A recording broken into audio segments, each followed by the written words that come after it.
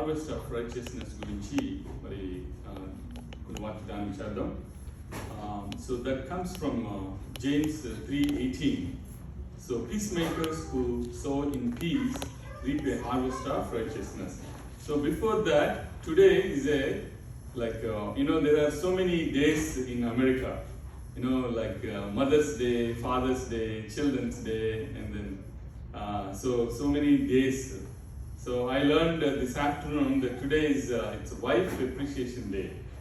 అయితే అదేంటి అంటే every second Sunday of May is mother's day and every third Sunday of June is father's day. So this is every third Sunday in September is wife appreciation day. అయితే so I appreciated my wife Jyothi for all that she does. So మరి ఒక సమయంలో మరి I think Prem should appreciate Sujitha for all that she does.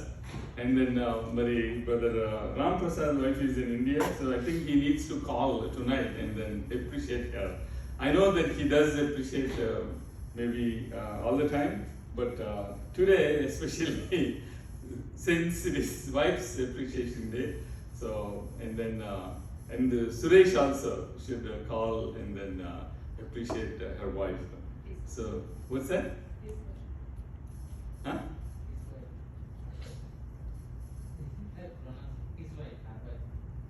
Oh, okay. My English is poor, so please forgive me for the grammar mistakes. అంటే basically దాన్నే ఇంకొక మాటలు ఏమంటారంటే butler English అని కూడా అంటారు. సో మరి యొక్క సమయంలో మరి today's topic is harvest of righteousness. So harvest of righteousness మనం can someone read James 3:18 in Telugu? Because you can see that in English. So English it says, peacemakers who sow in peace reap a harvest of righteousness. నీతి ఫలము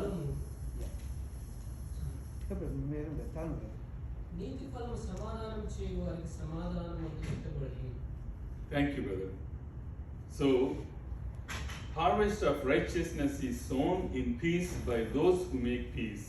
నీతి ఫలము సమాధానం చేయు వారికి సమాధానమందు విత్తబడును. చిన్న ప్రార్థన చేస్తున్నాం, చిన్న మాట. పరలోకమున్న మా తండ్రి, మా పరమ తండ్రి, మా తండ్రి కుమార పరిశుద్ధాత్మ త్రియేక దేవ, నేను మరి వాక్యము సెలవిస్తుంది, ఆది యందు వాక్యం ఉండెను, వాక్యము దేవుని యుద్ధుండెను, వాక్యము దేవుడే ఉండెను. నేను వాక్యము దేవ, మరి ఇందులోని మర్మములు మాకు బోధపడినట్లుగా సహాయం చేయండి. పరిశుద్ధాత్మ దేవ ప్రభా మరి సహాయం చేయండి. మరి యొక్క సమయంలో ప్రిపరేషన్లో తోడుగా ఉన్న మీరు ప్రెజెంటేషన్లో తోడుగా ఉండి ఏదైతే ప్రజెంట్ చేయబడిందో అది మా యొక్క నిజ జీవితంలో అది ప్రాక్టీస్ చేయడానికి కృపను అనుగ్రహించమని, మరి మా హృదయ తలంపులు నోటి మాటలు మీకు అంగీకారంలో ఉండేలాగా సహాయం చేయమని, ఈ కొద్ది ప్రార్థన విజ్ఞాపనలు మీకు పాసనం చేర్చుకొని వాటికి జవాబుదారి చేయగలరని మమ్మల్ని మిట్లుగా ప్రేమించిన క్రీస్తు పేరట అతి మిక్కిలి తోడుకొని ప్రార్థిస్తున్నాం మా పరమ తండ్రి. ఆమేన్.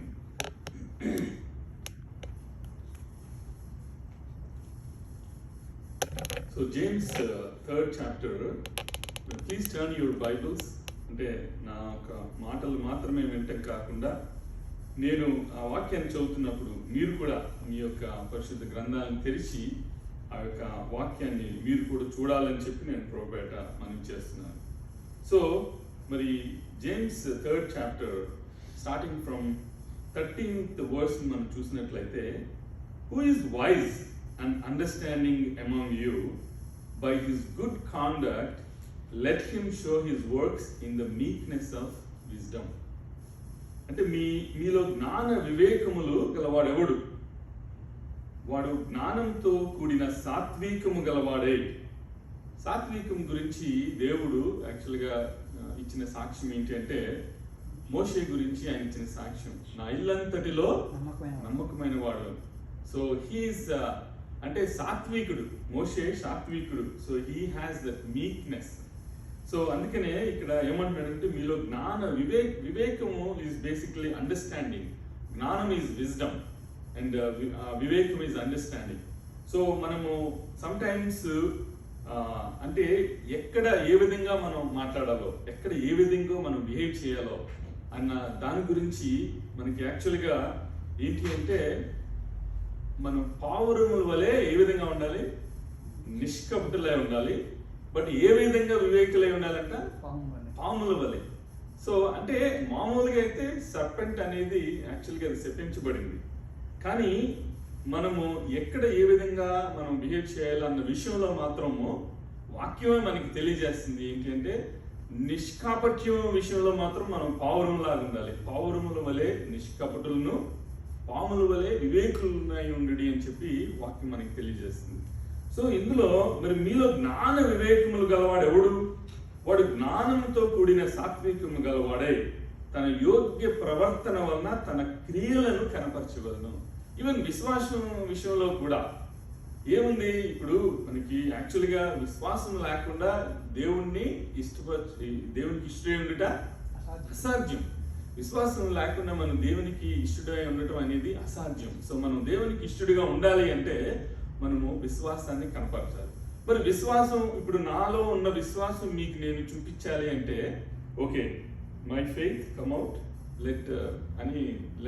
లెట్ ద కాంగ్రిగేషన్ సీ అని నేనేమైనా చూపించగలనా? విశ్వాసం అనేది ఇట్స్ నాట్ ఏ సబ్స్టెన్స్ కదా. సో మరి విశ్వాసాన్ని నేను ఏ విధంగా చూపిస్తాను? బై యాక్షన్స్ అండ్ డీడ్స్, క్రియల ద్వారా. సో మరి 11th హీబ్రూస్ 11th చాప్టర్లో మరి 1st వర్స్లో మరి ఆ యొక్క విశ్వాసం గురించి ఒక మంచి మాట ఉంటుంది. Now faith is the assurance of things hope for, the conviction of things not seen. అంటే విశ్వాసం అనున్నది నిరీక్షింపబడి వాటి యొక్క నిజ స్వరూపమును, అదృశ్యమైనవి ఉన్నవనుటకు రుజువునై ఉన్నది. సో కాబట్టి మనము ఒకవేళ మరి విశ్వాసాన్ని చూపించాలి అంటే మనం క్రియల ద్వారానే మనం చూపించగలం. సో ఏ విధంగా మరి అబ్రహాము తన యొక్క విశ్వాసాన్ని ఏ విధంగా చూపించాడు అంటే, అబ్రహాము దేవుణ్ణి నమ్మాడు, అది అతనికి నీతిగా ఎంచబడింది. సో మన యొక్క నీతి కార్యాల ద్వారా అయితే మాత్రం మనం నీతిమంతులం కాలేము. ఎందుకంటే all our righteous deeds are filthy rags in front of God అని చెప్పి యెషయా గ్రంథం తెలియజేస్తుంది. మన యొక్క నీతి కార్యాలు ఆయన దృష్టిలో మురుగుగుడ్డ లాంటివి. మరి మనం నీతి కార్యాల ద్వారా మనం నీతిమంతులను కాకపోతే మరి ఏ విధంగా నీతిమంతులు కలమంటే, దేవునిపై విశ్వాసాన్ని చూపించినప్పుడు, దేవునిపై మనం నమ్మకం కలిగినప్పుడు మనము నీతిమంతులుగా ఎంచబడతాం. సో అబ్రహాము దేవుని నమ్మిను, అది అతనికి నీతిగా ఎంచబడిను అనంది.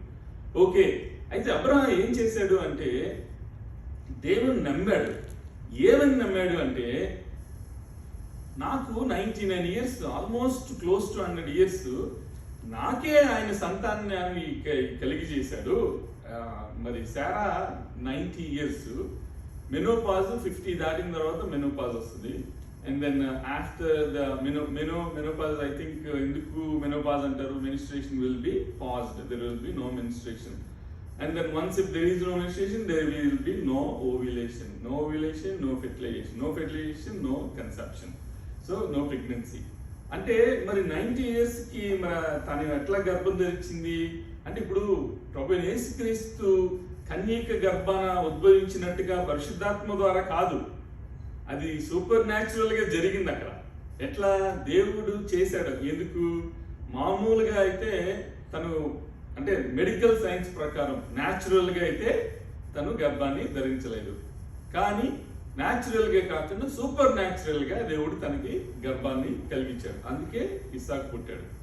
అంటే నేను క్లోజ్ టు 100, తను 90, మాకు వృద్ధాప్యంలోనే ఆయన మాకు గర్భాన్ని ఇచ్చి గర్భఫలాన్ని దయచేసిన దేవుడు ఒకవేళ నేను బలిచ్చినా కూడా ఆయన తిరిగి ఆయన్ని లేపగలడు.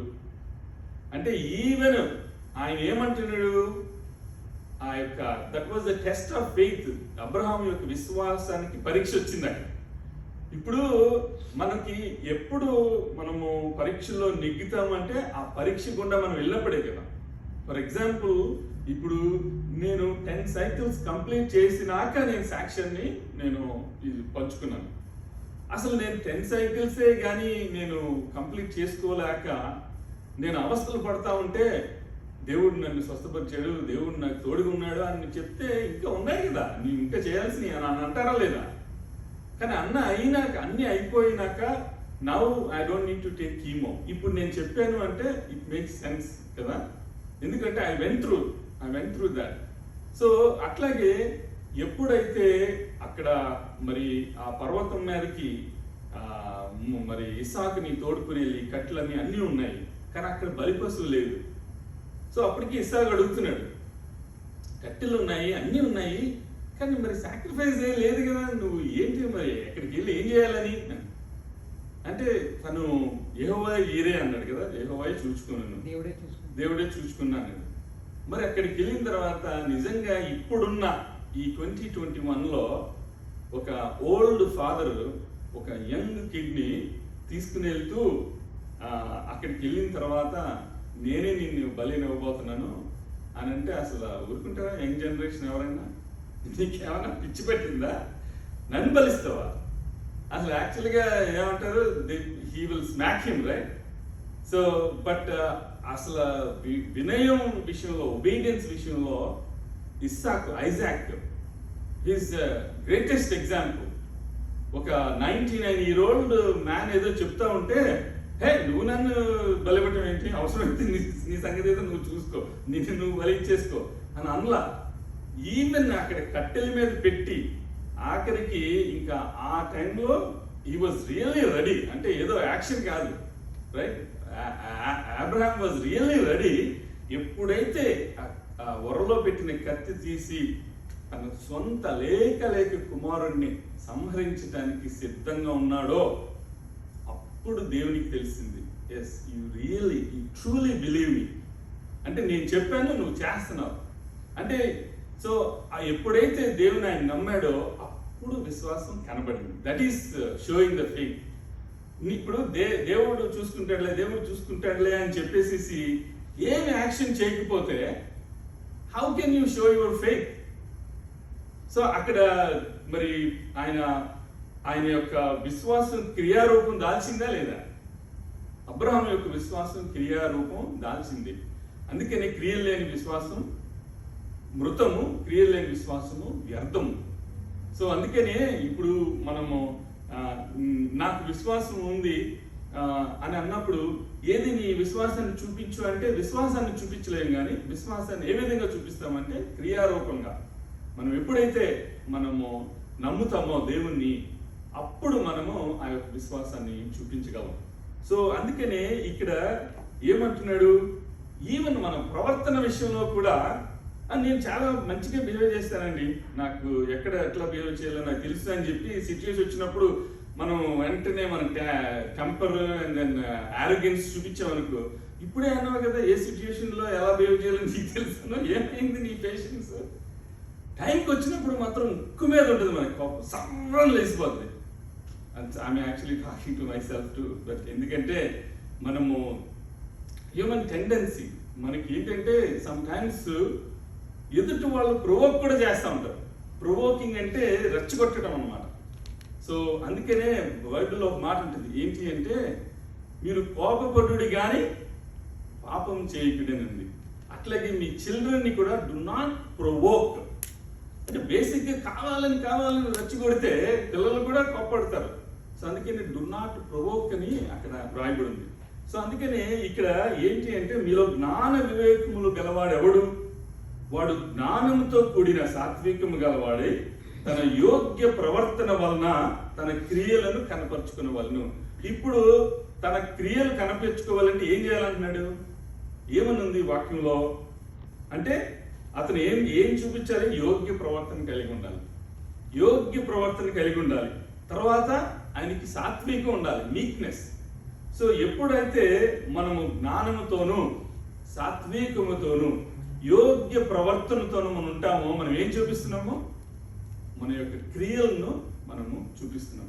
ఎప్పుడైతే అట్లాగా మనము క్రియల్ని కనపరుస్తామో, బట్ ఎప్పుడూ కూడా మనందరికీ ఒక కామన్ ఎనిమీ ఉన్నాడు కదా, సాతానుడు.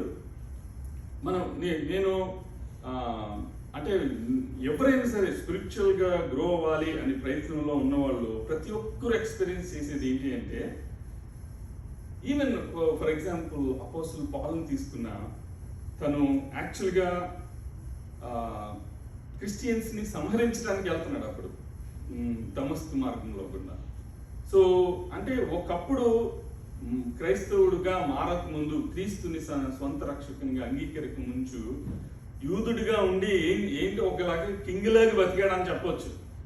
కానీ ఆయన దేవుణ్ణి అంగీకరించిన తర్వాత మరి ఆయనకి ఏమైనా రెడ్ కార్పెట్ వేశారా? రెడ్ కార్పెట్ ఏమి వేయలా. ఆయన ఎన్నో శ్రమల గుండా వెళ్ళాడు. అంటే మనకి ఏమనిపిస్తుంది అంటే మంచికి పోతే చెడు ఎదురైంది అంటామే. అట్లాగా మనము మంచే కదా కోరుకుంటున్నాము, స్పిరిచువల్గానే ఎదగాలనుకుంటున్నాం కదా, వాక్యంలోనే ఎదగాలనుకుంటున్నాము, మరి అట్లాంటి గుడ్ డీడ్స్ కలిగి ఉండాలనుకుంటున్నాము. కానీ ఇవన్నీ ఏంటి అంటే మరి మనమందరము అట్లా స్పిరిచువల్గానే ఎదిగిపోతే అసలు ఇన్ని ప్రాబ్లమ్స్ ఎందుకుంటాయి వరల్డ్లో?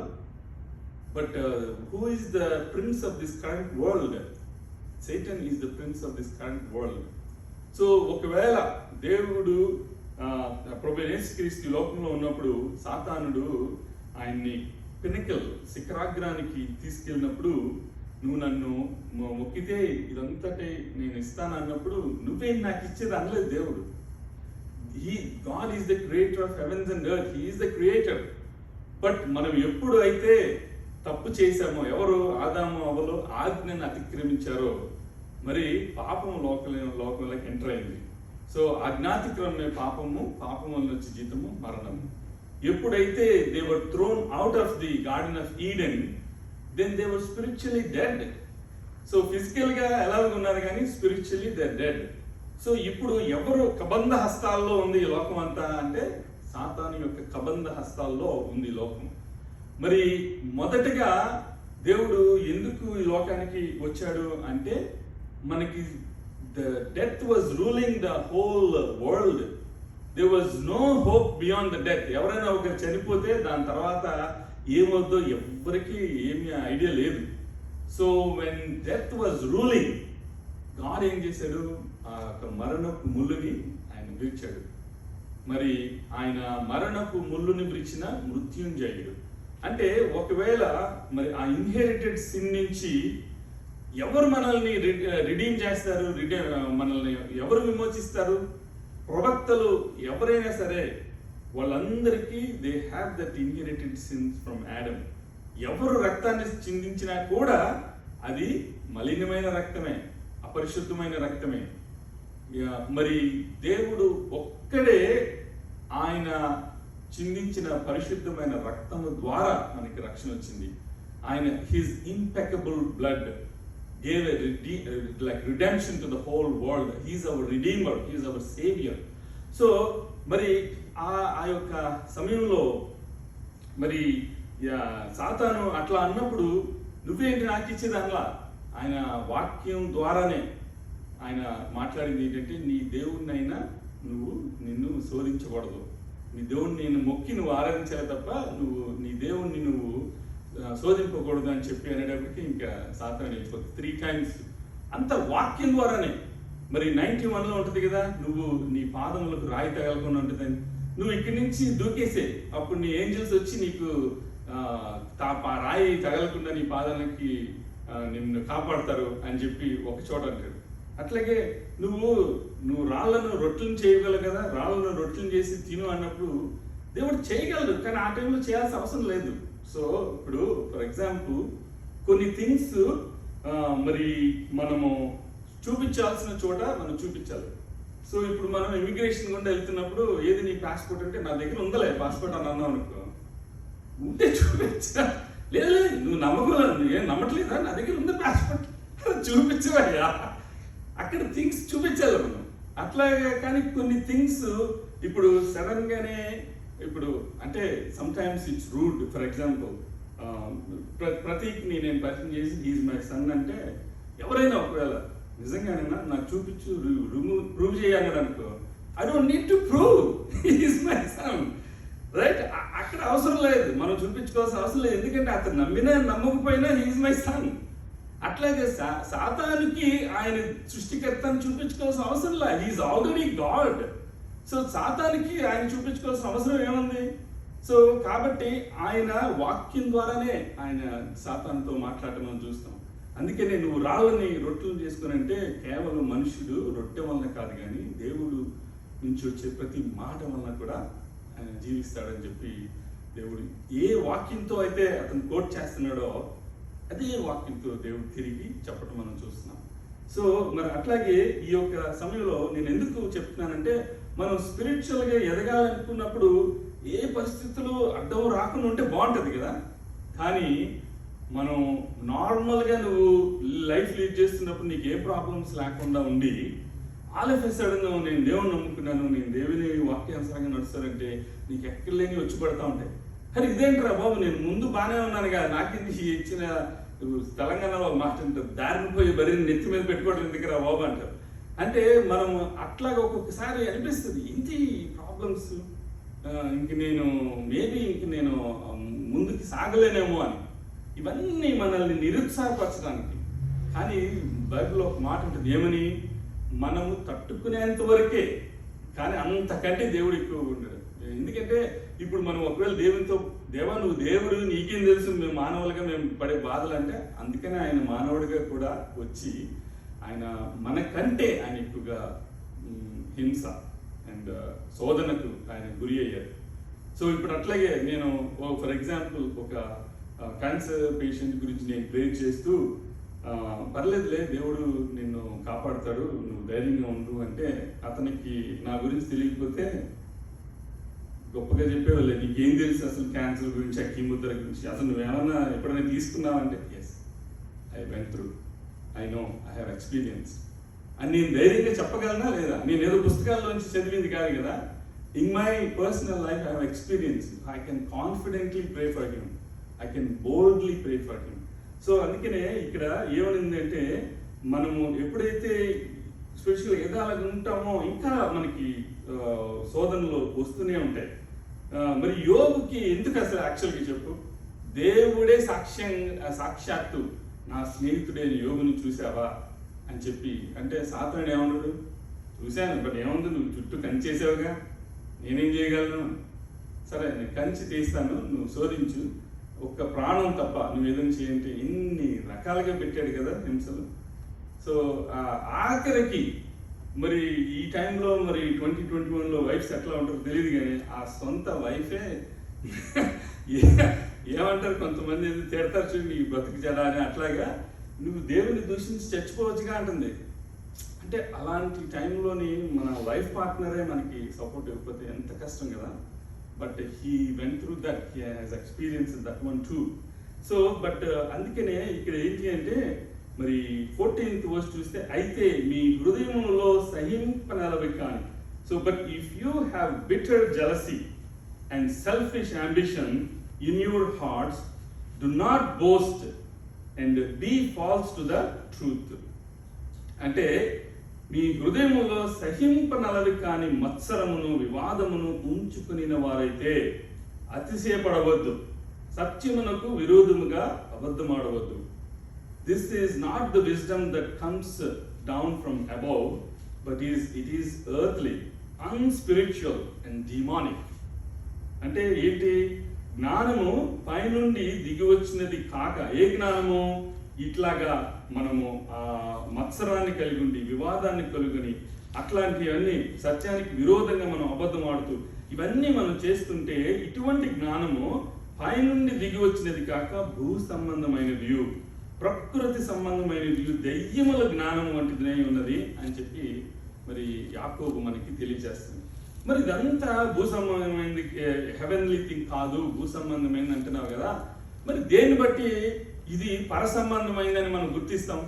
మనం వెంటనే మనకి క్వశ్చన్ వస్తుంది, ఓకే ఇది భూ సంబంధమైనది అంటున్నావు, మరి పర సంబంధమైనదని నీకు ఎలా తెలుస్తుంది అంటే, అందుకనే ఇక్కడ ఏమనుందంటే, ఏమని, the wisdom from above is first ఏంటంటే ప్యూర్. దేన్ని బట్టి నువ్వు గుర్తిస్తావు whether it is earthly or heavenly అంటే, so if the wisdom from above, but the wisdom from above is first pure, then peaceable, gentle, open to reason, full of mercy and good fruits, impartial and sincere. So దేన్ని బట్టి మనము అది పైనుండి వచ్చింది అని మనం తెలుసుకోగలుగుతాము అంటే, పైనుండి వచ్చి జ్ఞానం మొట్టమొదటిగా ఏంటంటే పవిత్రమైంది. మీరు చూస్తున్నారా మీ పరిశుద్ధ గ్రంథాల్లో? సో పైనుండి వచ్చి జ్ఞానం మొట్టమొదటిగా పవిత్రమైంది, తరువాత సమాధానకరమైనది, తర్వాత మృదువైనది, సులభముగా లోబడినది, కనికరముతోనూ మంచి ఫలములతోనూ నిండుకొని నది, పక్షపాతమైనను వేషధారణైనను లేనిదినై ఉన్నది అని చెప్పి అక్కడ చెప్పి, అప్పుడు ఫైనల్ గా ఆ యొక్క మాటను ఏం చెప్తున్నాడు మరి, హార్వెస్ట్ ఆఫ్ రైచియస్నెస్ గురించి. Peace makers who sow in peace reap a harvest of righteousness. అంటే harvest of righteousness is sown in peace by those who make peace. నీతి ఫలము సమాధానం చేయు వారికి సమాధానమందు విత్తబడును. మరి యొక్క సమయంలో మరి అక్కడ మనం ఇందాక చూస్తే ఈ క్వారల్స్ అవన్నీ ఎట్లా వస్తాయి చూడు. ఒక వైఫ్ హస్బెండ్కి ఏదైనా ఆర్గ్యుమెంట్స్ వస్తే సమ్ టైమ్స్ సంవత్సరాలు కూడా మాట్లాడుకోరు కొంతమంది. ఏమన్నంటే ఈ కట్టి అలా కాలాల్సిందే. సో తర్వాత ఒక ఆవిడంట, ఒక ఆయన నన్ను 4ంటికి నేను ట్రైన్ ఎక్కాలి, నన్ను పొద్దున్నే 4ంటికి లేపు అని చెప్పేసి పడుకున్నాడంట. పొద్దున్న లేచి చూసినప్పుడు 7 అయిందంట. 4ంటికి కదా లేకపోతే 7 అయిపోయింది. ఏంటి అంటే, నేను అక్కడ పేపర్ పెట్టని చూడలేదా? పేపర్ పెట్టడం ఏంటి అని, అక్కడ 4 అయింది లెగు అని చిరి పెట్టి వెళ్ళిపోయిందంట. ఏంటి మరి అంటే, మరి మౌనవ్రతం కదా, నేను మాట్లాడలేదు కదా అందంట. అట్లా ఒక్కొక్కరు ఒక్కొక్క టైంలో అంటే ఇంకా ఆ ఆర్గ్యుమెంట్స్ గురించి చూస్తే, వాట్ కాజెస్ క్వారల్స్ అంటే, and what causes fights among you? Is it not this that your passions are at war within you? James 4:1 ఉంది. సో నేను యాక్చువల్గా ఈ యొక్క వాక్యాన్ని నేను పార్ట్ 1 అండ్ పార్ట్ 2 కింద నేను వాక్యాన్ని షేర్ చేయాలని ఆశపడుతున్నాను. ఎందుకంటే మొత్తం ఒకే రోజు చెప్పడానికి మనకి సమయం సరిపోదు కనుక. సో మొట్టమొదటిగా మనము హార్వెస్ట్ ఆఫ్ రైచియస్నెస్ గురించి మనము తెలుసుకున్నాం. అండ్ దెన్ 4th చాప్టర్ నుంచి మరి 1st verse నుంచి అండ్ యాక్చువల్గా మరి 10 verses మనం ధ్యానించడానికి I will take that as a part 2. So ఇక్కడ మనం చూస్తే what causes our fights and quarrels అంటే, ఇప్పుడే మనం జేమ్స్ 4:1 and 2లో మనం ఏం చేస్తాం, మీలో యుద్ధములను పోరాటములు దేని నుండి కలుగుచున్నవి? మీ అవయవములలో పోరాడు మీ భోగేచ్ఛల నుండియే కదా. మీరు ఆశించుచున్నారు కానీ మీకు దొరకట్లేదు, నరహత్య చేయుదురు, మత్సరపడుదురు కానీ సంపాదించుకోలేరు, పోట్లాడుదురు, యుద్ధం చేయుదురు కానీ దేవునిని అడగనందున మీకేమీ దొరకదు. అడుగుడి మీకు ఇవ్వను, తట్టుడి మీకు తీయబడును. మరి మనం యాక్చువల్గా అసలు ఏదన్నా ఒక ఆశీర్వాదం కావాలన్నా, ఒక ప్రార్థనకి జవాబు కావాలన్నా, ఫస్ట్ ఆఫ్ ఆల్ మనం ముందు ప్రార్థన చేయాలి కదా. మనం ప్రార్థన కూడా చేయకుండా సమ్ టైమ్స్ పాస్టర్ చెప్తాం, దేవుడు నా గురించి ప్రే చేయండి. ఓకే, నేను ఆయన చెప్పేసి ఆయన చూసుకుంటారులే. మరి నువ్వు ప్రార్థన చేయవా? మన అవసరత గురించి మనం ప్రార్థన చేయాలి కదా. సో ఇప్పుడు ఇక్కడ ఫైనల్గా మనము యాక్చువల్గా మరి ఏ విధంగా మనం డెవిల్ని రెసిస్ట్ చేయాలి, ఎప్పుడు సాతానుడు మన దగ్గర నుంచి పారిపోతాడు అంటే, first thing we have to submit ourselves to God. Submit yourselves to God, resist the devil and he will flee from you. మరి అందుకనే మనము when we draw near to God and he will draw near to you. మనము యాక్చువల్గా మా దేవుని దగ్గరికి మనం వెళ్ళాలా, లేకపోతే దేవుడి మన దగ్గరికి రావాలా? Some times we have the leap of faith. మనం ముందు ఒక అడుగు వేయాలి, రైట్? సో అందుకని అక్కడ ఏముంది, draw near to God and he will draw near to you. కొంతమంది ఏమంటారు, భీష్మించుకొని నో దేవుడే నా దగ్గరికి రావాలి, నేను ఎందుకు వెళ్ళాలి దేవుడి దగ్గరికి? అట్లాగా ఉన్నప్పుడు ద ప్రైడ్ అన్నది ఇప్పుడు మనకి అందరికీ తెలుసు. ఏంటి అంటే, what is the king of flowers అంటే, rose is the king of flowers. And what is the king of fruits అంటే, mango is the king of fruits. And what is the king of birds అంటే, eagle is the king of birds. మరి what is the king of sin? I'm just asking you. Yes, very good. Pride is the king of sins. ఆ యొక్క ప్రైడ్ను బట్టే సాతానుడు పరలోకం నుంచి పడద్రోయబడ్డాడు. ఎందుకంటే దేవుని కలిగే ఆ యొక్క మరి అది ఏంటి ఆ యొక్క ప్రైజ్ అది కావాలనుకున్నాడు. అంటే దేవుని సన్నిధిలో ఉండి దేవుని తర్వాతగా ఉండాల్సిన వ్యక్తి ఆయనే దేవునిలాగా అందరూ కలిసి ఆయన వర్షిప్ చేయాలనుకున్నాడు. సో ఆయనకి అంత స్పిరిచువల్ ప్రైడ్ వచ్చేసింది. ఎప్పుడైతే ఆ ప్రైడ్ వలన పరలోకం నుంచి ఆయనకి పడద్రోయబడ్డాడు. సో మనం జేమ్స్ 4:8 మనం చూస్తే మరి ఏమనుందంటే దేవుని యొద్దకు రండి అప్పుడు ఆయన మీ యొద్దకు వచ్చును. సో అందుకని cleanse your hands sinners and purify your hearts you double minded people అని అక్కడ వాక్యంలో ఉంది. సో ఏంటంటే draw near to God and he will draw near to you. Cleanse your hands you sinners and purify your hearts you double minded అని రాసింది. దేవుని యొద్దకు రండి అప్పుడు ఆయన మీ యొద్దకు వచ్చును. పాపులారా మీ చేతులను శుభ్రం చేసుకుని, విమనస్కులారా మీ హృదయములను పరిశుద్ధపరచుకుని. దేవుడి కొద్ది మాటలను మన ఆత్మీయ మేలు నిమిత్తమే దీవించును గాక. తల ఉంచి కళ్ళు మూసుకున్నట్లయితే చిన్న ప్రార్థన చేసుకున్నాం. పరలోకం మా తండ్రి, మా పరమ తండ్రి, ఇదిగో ఈ యొక్క సాయంకాల సమయంలో హార్వెస్ట్ ఆఫ్ రైచియస్నెస్ గురించి కొన్ని మాటలు నేను ప్రభాతాన్ని నేను ధ్యానించుకోవటానికి మీరు ఇచ్చిన కృపను బట్టి మీకు స్తోత్రాలు. నేను మరి వాక్యము అనేది నేను మీరు ఒక విత్తనంతో పోల్చారు. మరి ఇది మంచి నేలను పడి అది ఫలించడానికి 30 దంతులు 60 దంతులు 100 దంతులుగా ఫలించి మరి మేము వాక్యానుసారమైన జీవితాన్ని కలిగి ఉండే కృపను దయచేయమని, మా యొక్క విశ్వాసము క్రియారూపం దాల్చే కృపను దయచేయమని, ఇప్పుడు ప్రార్థన విజ్ఞాపన మీ యొక్క పాసనికి చేర్చుకుని వాడి జవాబు దయచేయగలరని మమ్మల్ని మిక్కిలిగా ప్రేమించిన క్రీస్తు పడట అతమిక్కులు తోడుకొని ప్రార్థిస్తున్నాము పరమ తండ్రి. ఆమేన్.